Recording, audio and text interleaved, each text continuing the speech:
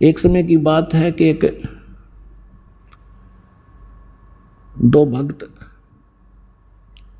दो संत बने हुए थे, उन्हें चेले बना रखे थे।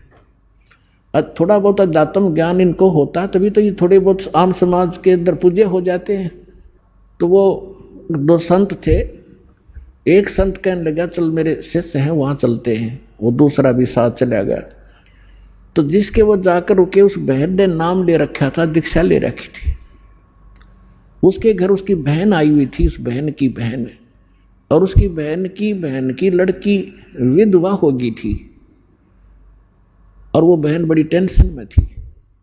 तो जो उपदेश प्राप्त थी उस बहन ने अपनी उस बहन को जो अनुपदेशी थी उससे कहा कि बहन रोटी बनवा दे, मेरी मदद कर दे, खाना बनवा दे, साधु संत आ रहे हैं। तो उस बहन ने वो खाना बना दिया जिसकी बेटी विधवा हो चुकी थी। उसी टेंशन में थी वह, क्या होगा मेरी बेटी का, छोटे छोटे बालक हैं, हे भगवान के ऊपर कैसे गुजारा होगा, माता पिता को तो बड़ा टेंशन बनी रहती। अब इन विचारों से ग्रस्त उसने खाना बना दिया, संतों ने खा लिया, वह सो गए। तो सुबह जो दूसरा था वो उठा और इतना टेंशन में उठा कि भाई क्या हो गया।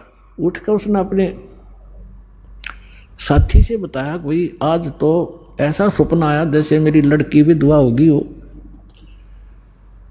और उसका क्या होगा, मतलब बुरी तरह तड़फड़ा था। आँख खुली जब चैन हुआ है तो बुद्धिमान था, उसने कहा अपने मित्र से कि क्या इस परिवार में किसी को कोई आपत्ति है। तो बोला जी मन ने भी नहीं पता करता हूँ। उसने अपनी शिष्या बुलाई कि बेटी आपकी कोई तकलीफ है किसी प्रकार की, कोई लड़की को हानि होगी है।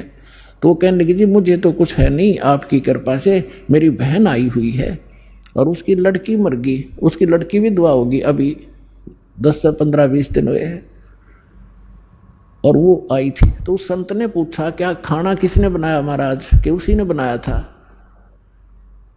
अपने आत्मा उस बहन के द्वारा बनाया गए भोजन में भी वो विचार प्रवेश हो गए और उस संत के ने खाया उस पर भी प्रभाव डाला उसने। तो इसी प्रकार अब ये अच्छे वचन, अच्छे ज्ञान, अच्छी वाणी जो भी जिस जैसे कोई कहीं भी क्रिया कर रहा है तो उसी के अंदर प्रवेश करेगी। जैसे कोई सेठ है बैठा बैठा मंत्र कर रहा है और काम क्या वहाँ पर वाणी ला ले अपने भगवान की, दुकानदार है या कोई किस मजदूर है और कहीं भी जो कार्य करता है अपना, तो वहाँ क्या होगा कि उस सामान के ऊपर भी इसका प्रभाव पड़ेगा, जो और खरीद के ले जाएंगे उन पर भी असर होगा।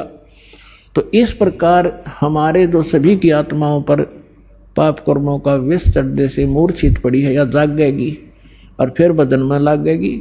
तो इस प्रकार इस परमात्मा का जो ये इंस्ट्रूमेंट बनवाने का जो उद्देश्य था, प्रयोजन, ये कोई ऐसे नहीं है। नहीं तो इसके अंदर सारी बकवास देखें, जब तक ये ज्ञान नहीं होता, कोई फिल्म देख रहा है, कोई और बकवास देख रहा है, कोई खेल देख रहा है, और अब ये ज्ञान होने के बाद कि ये बकवास छोड़ के इसमें भगवान देखो, परमात्मा का नाम सुनो, ज्ञान सुनेंगे, तो यही इंस्ट्रूमेंट जो दुरुपयोग करके हमारा जीवन नाश कर रहे थे ये हमारे जीवन को सफल करेंगे।